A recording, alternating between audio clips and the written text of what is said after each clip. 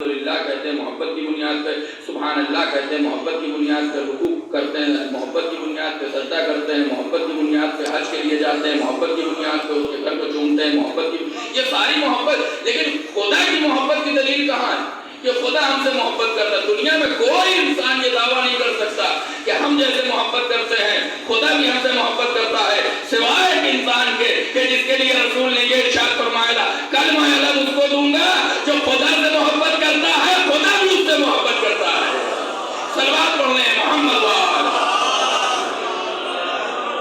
ایک انسان کے علاوہ دوسرا وہ انسان آپ کو نہیں ملے گا کہ جس سے خدا محبت کرتا ہے. ٹھیک ہے، خدا بھی اس سے محبت کرتا ہے. وہ تو خدا سے محبت کرتا ہے وہ سب کرتے ہیں، لیکن خدا بھی جس سے محبت کرتا ہے وہ ایک انسان جس کے لیے رسول نے ارشاد فرمایا کہ کل میں علم اس کو دوں گا جو خدا سے محبت کرتا ہے اور خدا بھی اس سے محبت کرتا ہے. اب غور کریے، یہ مقدمہ ہو گیا. اب جو مین بات ہے ہمارا دل میں جس کے لیے الفت اور محبت ہوتی ہے، آپ ہمارے دل میں جس کے لیے بھی الفت اور محبت ہوتی ہے، ہم جس کو مانتے ہیں، اس کا ماننا، اس کی محبت، اس کی الفت، اس کا ہمارے دلوں میں وجود ہمارے عمل میں اثر پیدا کرتا ہے، تاثیر پیدا کرتا ہے. جس کا ہم عقیدہ رکھتے ہیں، جس کو ہم مانتے ہیں، جس کو ہم چاہتے ہیں، جس سے ہم الفت کرتے ہیں، اس کا عقیدہ، اس کی یہ محبت، اس کا ہمارے دل میں پائے جانے والا یہ وجود ہمارے عمل میں ظاہر ہوتی ہے. یہ چیز یہ ظاہر ہوتی ہے ہمارے عمل میں. کیسے ظاہر ہوتی ہے؟ مثال کے طور پر اگر ہم اللہ سے محبت کرتے ہیں، چلیے اللہ کی تو بات ہو رہی ہے، ایک ایسی مثال دو جو سب کے سمجھ میں آ جائے آسانی سے. مثال کے طور پر اگر ہم اپنے گھر میں اپنے والدین سے محبت کرتے ہیں تو ہم کس بات کا خیال رکھتے ہیں؟ اس بات کا خیال رکھتے ہیں کہ ہم وہ کام کریں جو والدین کو پسند ہو، وہ کام نہ کریں جو والدین کو نہ پسند ہو. یہ محبت کی دلیل ہے. حقیقی محبت یہی ہے، اسی کو کہتے ہیں خالص محبت.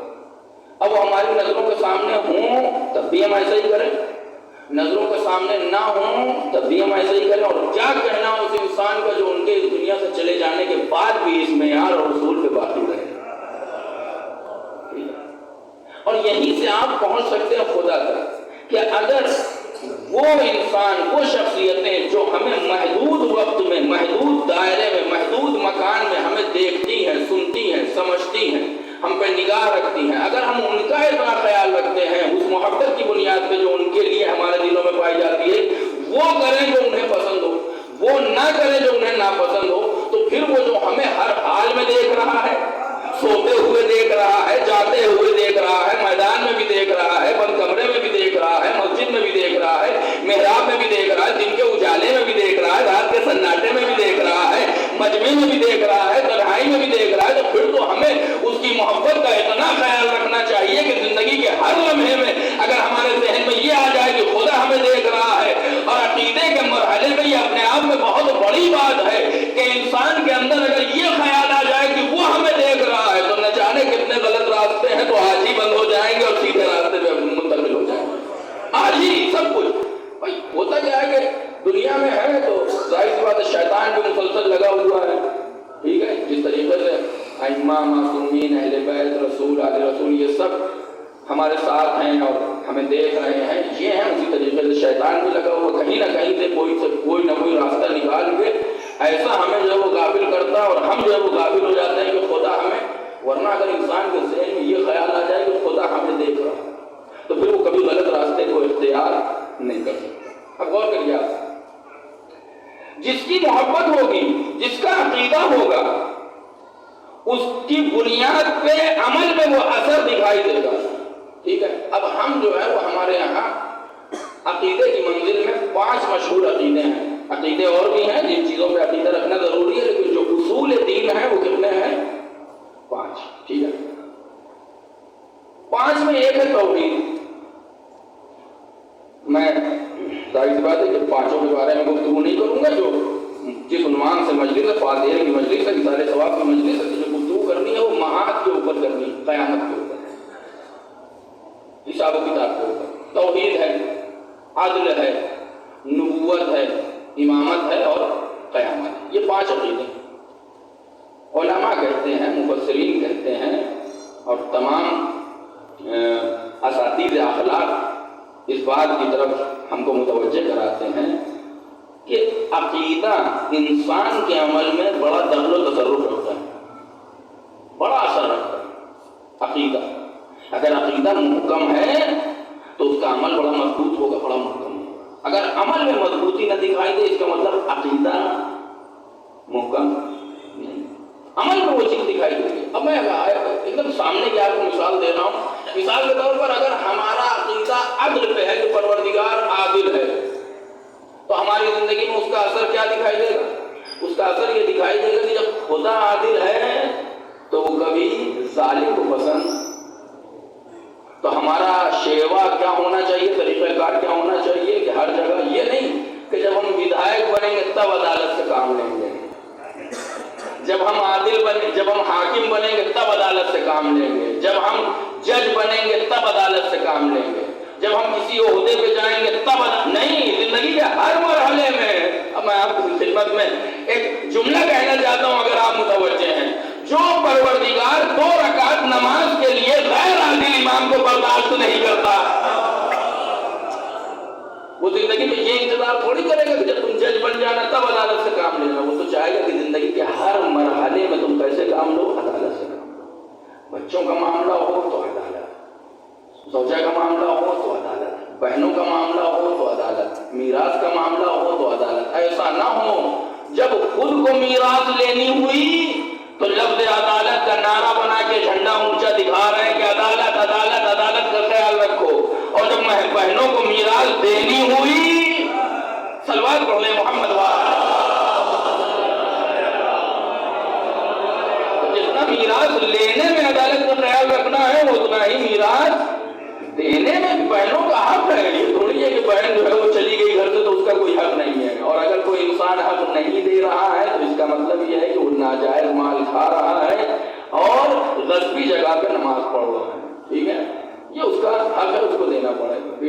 بیٹی کی ایک میراث معین کی گئی ہے، اس کو دینا ہی دینا ہے، وہ معاف کر دے، نہ لے، ہبہ کر دے، چھوڑ دے، وہ ایک الگ بات ہے، لیکن ہماری ذمہ داری پہلے ہم اس سے معاف کروائیں، ٹھیک ہے، اس کے بعد جائیں اور کہیں تمہارا حق ہے، وہ نہ لے کر۔ خیر، عدالت انسان کے عمل میں اثر پیدا کرتی ہے، دکھائی دیتا ہے۔ اسی طریقے سے امامت کو لے لیجیے۔ امامت کا عقیدہ کیا ہے؟ ہمارے یہاں جو امامت کا کانسیپٹ ہے وہ یہ ہے، سیدھا سیدھا، کہ جو سب سے بہتر ہوگا وہ حاکم ہوگا، جو سب سے بہتر ہے، اور ہمیں کسی طریقے کا کوئی تعصب نہیں ہے۔ قسم خدا کی بارگاہ ہے باب الحوائج میں، بڑی مقدس بارگاہ میں، بڑی مقدس جگہ پہ بیٹھ کے یہ جملہ کہہ رہا ہوں، ہمیں ذرہ برابر علی کے سلسلے میں کوئی تعصب نہیں ہے۔ ہم آج علی کو چھوڑ دیں گے، ہم آج علی کو چھوڑ دیں گے اور علی کو خلیفہ بلا فضل نہ مانیں گے، بس ایک شرط ہے، تم علی سے بہتر کوئی دوسرا لے آؤ۔ قسم خدا کی چھوڑ دیں گے، ہمیں کوئی تعصب تھوڑی ہے کہ نہیں علی جو ہے وہ بہتر، علی جو ہے وہ رسول کے داماد ہیں، ان کے چچا دار بھائی ہیں، وہ فاطمہ کے شوہر ہیں، وہ حسنین کے بیٹے ہیں۔ علی فضیلت میں کسی رشتوں کے محتاج نہیں ہے، علی فضیلت کے لیے کسی رشتے کے محتاج نہیں ہے کہ فاطمہ سے شادی ہوئی تو علی با فضیلت بنے، نہیں، علی با فضیلت تھے تو فاطمہ سے شادی ہوئی۔ صلوات پڑھ لیں محمد ہمیں ذرہ برابر کوئی تعصب نہیں، ہم آج علی کو چھوڑنے کے لیے تیار، لیکن ایک شرط ہے، علی سے بہتر کوئی لے آؤ۔ دنیا تھک جائے گی، ہار جائے گی، ختم ہو جائے گی، قیامت آ جائے گی، علی کی فضیلتوں کا جواب لانا ناممکن ہے۔ ساری فضیلتیں تم کسی ایک کا بھی جواب نہیں لا سکتے، ساری فضیلتیں ایک طرف ہیں، پہلے کوئی ایسی ماں تو پیدا کرو جو خانہ کعبہ میں جا کے کسی بچے کو جنم دے سکے، ناممکن ہے۔ تم علی سے بہتر نہیں، اور جب بہتر نہیں لا سکتے تو بھیا کیوں مفضول کے چکر میں پڑے ہوئے ہو؟ آؤ ہمارے قائمے میں آ جاؤ، ہم تمہیں دے رہے ہیں سب سے بہتر، ہم تمہیں دے رہے ہیں کوئی دوسرا نہیں ہو سکتا، تو ہم بہتر کو مانتے ہیں۔ یہ عقیدہ ہے ہمارا۔ اس عقیدے کا اثر عمل میں کہاں ہوتا ہے؟ عمل میں جانتے کہاں ہوتا ہے؟ نماز جماعت، ہے نماز جماعت. جب ہم نے کہہ دیا کہ ہم سب سے بہتر کو مانتے ہیں تو ہم آگے بھی اسی کو کھڑا کرتے ہیں جو پوری قوم میں سب سے بہتر ہو. اور کہیے ہمارے یہاں یہ نہیں ہوتا کہ جماعت کون پڑھائے گا ایک آگے بڑھ گیا. ہمارے یہاں یہ نہیں ہوتا.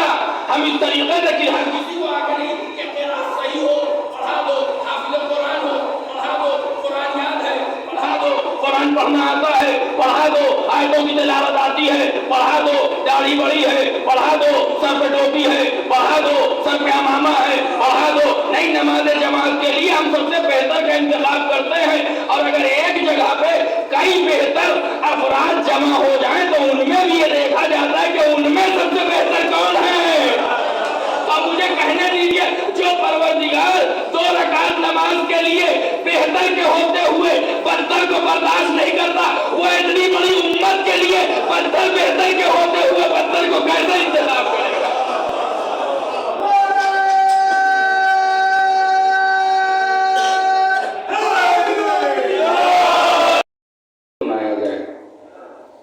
خاص طور سے اس بستی میں ایسی کوئی ضرورت نہیں ہے کہ باہر والوں کو سنایا جائے, کیونکہ ماشاءاللہ سب ہدایت یافتہ ہیں, سب ہدایت یافتہ ہیں, سب صراط مستقیم پر ہیں. ایسا کوئی وہ نہیں ہے کہ باہر والے سنیں گے تو جو ہے وہ ہدایت پا جائیں گا. ہاں, اگر مائک کا استعمال اس لیے کیا جائے کہ جو ابھی تک فرش پہ نہیں آئے ہیں وہ آ جائیں, تب ایک الگ بات ہے. صلوات پڑھیں محمد وعلی